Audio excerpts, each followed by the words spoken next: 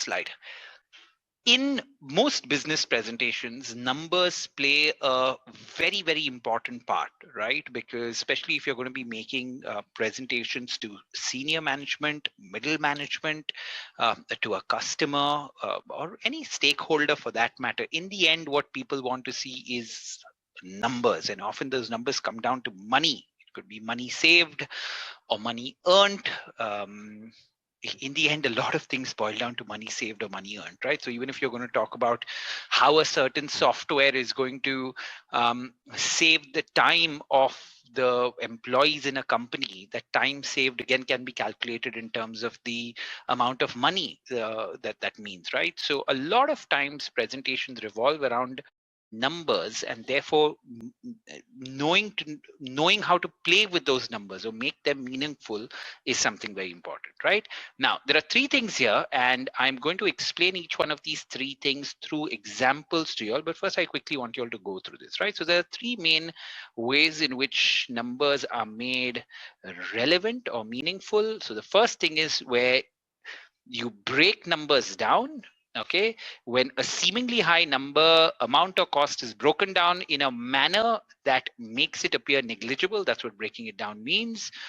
When you break it down, the chances of the stakeholder agreeing to your proposal or the customer buying into you is much higher, right? Now, the second one actually to keep in mind is make it big or extrapolation, which is the bang opposite of break it down. The process of showing the stakeholder an advantageous bigger picture in the long run is called extrapolation. It may not be the technical definition of extrapolation, but that's broadly what you're trying to do. The amount that a stakeholder saves earns is showcased to him from a few years down the line perspective.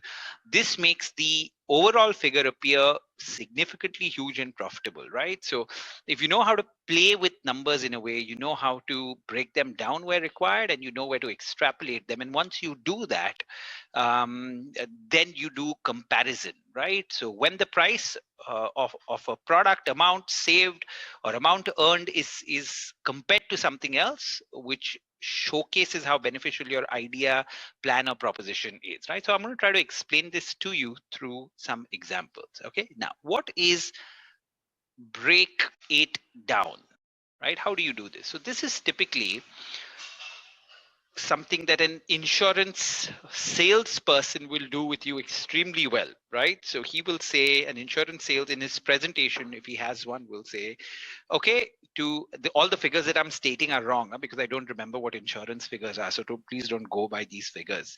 But he will say, okay, to get a cover of 50 lakh rupees, okay, say medical insurance, you are going to have to pay rupees 12,000 per year. Okay, that's what you're going to have to pay to get a cover of 50 lakh rupees. Now, 12,000 may seem a lot of money to you at some point of time. So you'll say, okay, you know what? Don't think of this as 12,000 rupees per year. Think of it as 12,000 divided by 12, which is rupees 1,000 per month. That's what you're paying.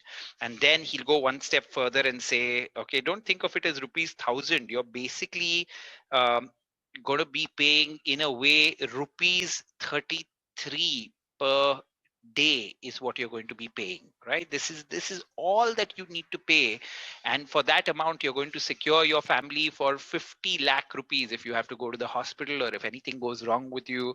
So isn't it worth paying 33 rupees every day to get 50 lakh rupees, right? So now this is a classic way in which somebody breaks down the figure for this to seem very small. Okay, now let's bring the logic of comparison to this.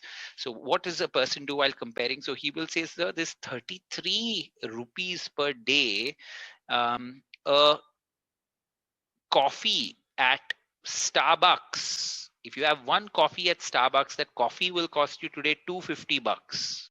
Even if you have one such coffee a day, it's costing you 250 bucks every day. Here I'm only talking about 33 rupees, right? If this insurance guy knows that you're a smoker, he will say, sir, you know, today the cost of one cigarette is rupees 10. Right? So if you smoke 5 cigarettes, you're spending rupees 50 per day. right, on cigarettes. That's what you're spending. And we're talking about a cover of 50 lakhs that you're going to get by just spending 33. Takes that small figure and then he compares it to something which will make you feel bad in a way, right? Or get you an understanding of saying, okay, 33 rupees is very, very small, right? So this is how you could potentially break up a figure. Okay.